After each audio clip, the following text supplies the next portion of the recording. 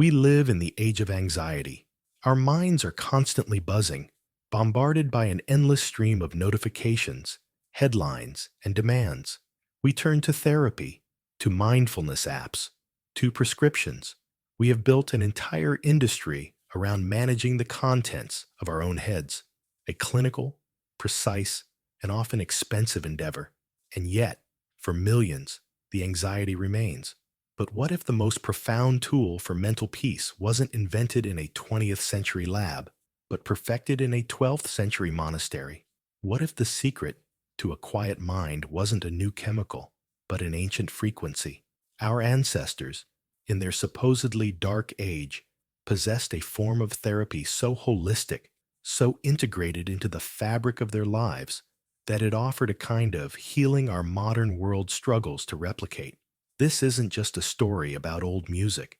It's an investigation into a lost art of medicine, a journey to uncover a system that may have calmed the soul more effectively than any session on a therapist's couch. Before we step into the echoing stone halls of the Middle Ages, we have to understand a fundamental truth. The struggle for mental peace isn't new. The anxieties and sorrows we pathologize today are part of the human condition. Long before clinical psychology had a name, our ancestors knew what they called melancholy, or a soul out of tune with the cosmos, and their first prescription wasn't a pill. It was music. This wasn't an isolated idea. The ancient Greeks, whose philosophy became the bedrock of medieval thought, believed music had a direct power over the soul. Plato and Aristotle argued that different musical modes could shape a person's character.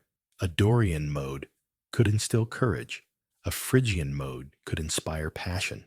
This was tied to a grander vision of the cosmos, the harmony of the spheres. They imagined the universe as a perfect mathematical system, with each planet emitting an inaudible tone, creating a cosmic symphony. Illness, both physical and mental, was seen as a state of disharmony, the soul's internal rhythm falling out of sync with the universe. The cure, therefore, was to expose the person to the right kind of audible music. The musician was a type of doctor who used frequencies and rhythms to retune the soul, much like a modern physician might use a drug to restore chemical balance. These two streams of thought, the biblical and the Greek, flowed together into the Middle Ages. The Roman philosopher Boethius, writing in the 6th century, formalized the idea that music directly impacts the humors, the bodily fluids believed to govern health. An excess of black bile caused melancholy. Boethius argued that the right melody could restore that balance. So, as we enter the medieval period, we must understand, people didn't just like music. They believed it was a force of nature, a scientific tool capable of healing the deepest wounds of the psyche. It wasn't a pleasantry, it was a prescription.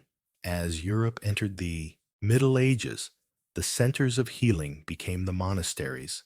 Behind their thick stone walls, a new kind of therapeutic environment was being perfected, one built on a constant, immersive bath of sacred sound. This was the era of chant. The foundational text was the Rule of Saint Benedict, written around 530. It laid out a meticulously structured day, organized around the Opus Dei, the work of God. This work was the divine office, 8 services of prayer spread throughout the day and night. The heart of this work was the chanting of the 150 Psalms every single week. Imagine it, your life regulated by bells, calling you to gather and sing. This wasn't a performance. It was a spiritual discipline, a form of collective meditation. The music, Gregorian chant, was designed for this purpose. It is monophonic, a single, unaccompanied melodic line. No complex harmonies, no jarring dissonances. The melodies are flowing, designed to mimic the natural rhythm of breathing. The effect is profound. Instead of exciting the ego, the chant is designed to quiet it, drawing the individual out of their own noisy internal world and into a shared, transcendent space.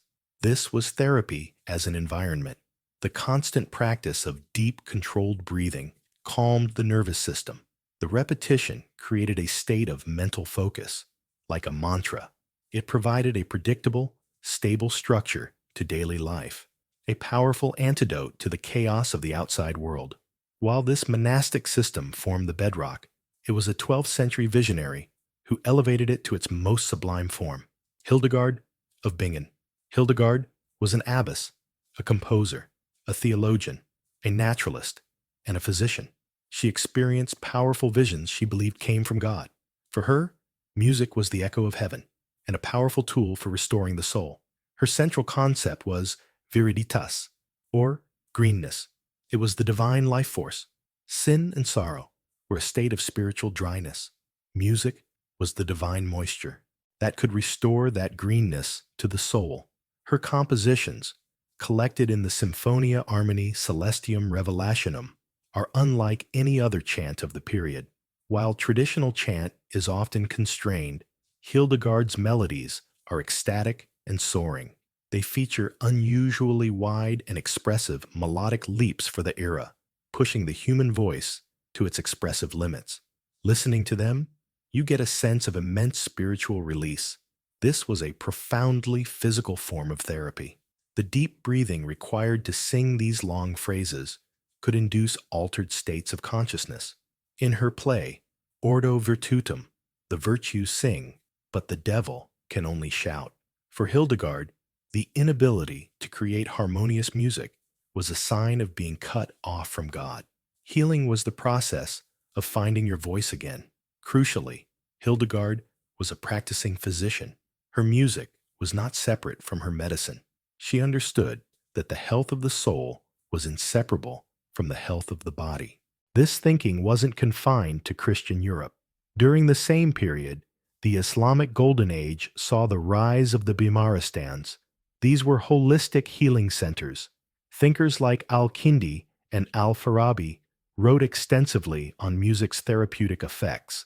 Building on Greek theories, they developed a system where different musical modes, or makamat, played on instruments like the oud, were prescribed to treat specific ailments, one for anxiety, another for insomnia. Patients were exposed to calming sounds from fountains, and musicians were often employed to play specific melodies to rebalance the patient's inner state. It was a remarkably sophisticated application of music therapy. Whether in a monastery in Germany or a hospital in Baghdad, the medieval world operated on a shared principle. Sound is a powerful force that can alter human consciousness and restore health. We're journeying deep into a lost world of sound and healing. If you're finding this exploration of medieval wisdom valuable, take a brief moment to support the channel by hitting the like button and subscribing. It helps us continue to uncover these forgotten histories. Now, let's get to the core of our question. What exactly made this approach so different from our modern methods? So we arrive at the central question: why might these ancient practices have calmed minds so effectively? To answer this, we have to compare the entire paradigm, the fundamental worldview behind each approach.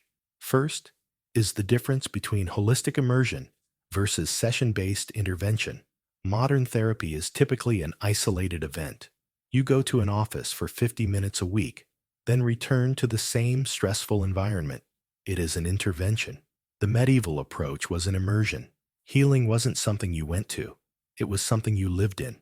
The therapeutic dose of music was administered 8 times a day, every day. The entire environment, the bells, the chants, the architecture was a total therapeutic system.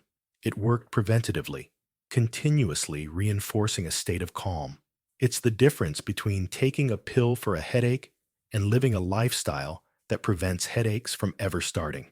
Second, the goal of the therapy itself, transcendence versus cognition. Modern therapy, like CBT, is focused on the mind. It's about identifying and restructuring negative thought patterns. The goal is to gain control over your own thoughts and ego. The goal of medieval music therapy was often the opposite. It wasn't about controlling the ego, but about dissolving it. The purpose was to move beyond the chatter of the individual mind and feel a connection to something larger. the community, the divine, the cosmos. It doesn't try to fix anxious thoughts. It offers a path to a state of consciousness where those thoughts simply cease to matter. It addresses the pain of alienation by fostering a profound sense of belonging. Third, the contrast between integrated holism and modern specialization. Hildegard was both a composer and a physician. In the Beameristans, the architect, musician, and doctor worked in concert. They understood the soul, body, and spirit were one interconnected system. Today, our system is fragmented. For anxiety, you might see a psychotherapist, a psychiatrist for medication, and a nutritionist for your diet. These practitioners often don't communicate. The medieval worldview, for all its scientific inaccuracies, had a powerful advantage. It treated the whole person in a unified way. Finally, the power of a spiritual worldview and communal ritual. In the medieval world, music was believed to be an objective reflection of divine order. This shared belief gave the music extraordinary authority. Modern science might label this the placebo effect, but that term is insufficient here. It was a deep, culturally reinforced conviction that this practice worked, and the healing was almost always communal. You chanted with your brothers or sisters. The shared vibrations and synchronized breathing created a powerful sense of unity. This is in stark contrast to the often isolating experience of modern mental health care, which frames the problem as an individual defect to be fixed in private. It's easy to dismiss these ideas as superstition, but modern neuroscience is beginning to validate the very mechanisms that medieval healers intuited. They had the practice. We are just now discovering the science. A key concept is coherence, a state of synchronization between the rhythms of the heart, brain, and breathing. When these systems are in coherence, the nervous system shifts from a fight-or-flight stress response to a rest and digest state.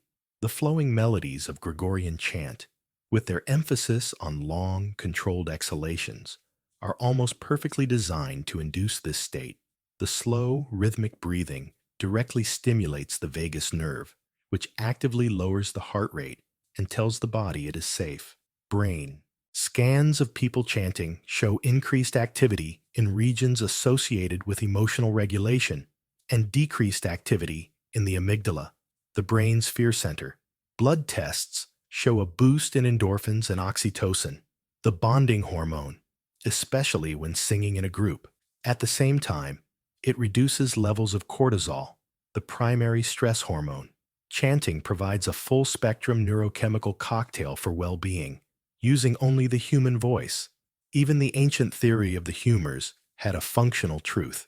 They were wrong about the fluids, but they were right that our internal state, our neurochemistry, can be thrown out of balance, and that external stimuli, like music, can help restore that balance.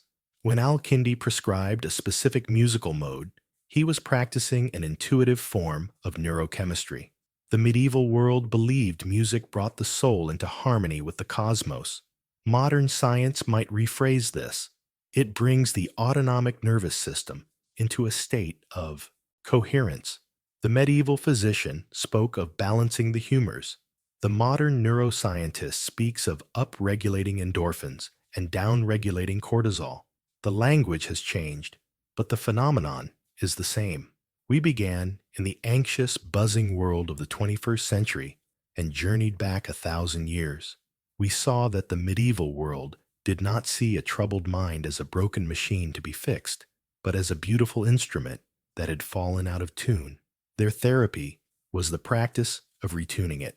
They used a method that was holistic, immersive, and transcendent. While modern therapy offers invaluable tools, it often lacks this sense of integration. It is a solution, but the medieval approach was a state of being. Today, the echoes of this ancient wisdom are everywhere. The explosion of interest in sound baths, ambient music, and the surprising online popularity of Gregorian chant is not a coincidence. It is a collective, intuitive yearning for this lost form of healing. We are, without knowing it, trying to rediscover the secrets of our ancestors. Perhaps the greatest lesson from the medieval world is not that their therapy was better in every case, but that it was fundamentally different. It reminds us that healing can be more than a clinical transaction.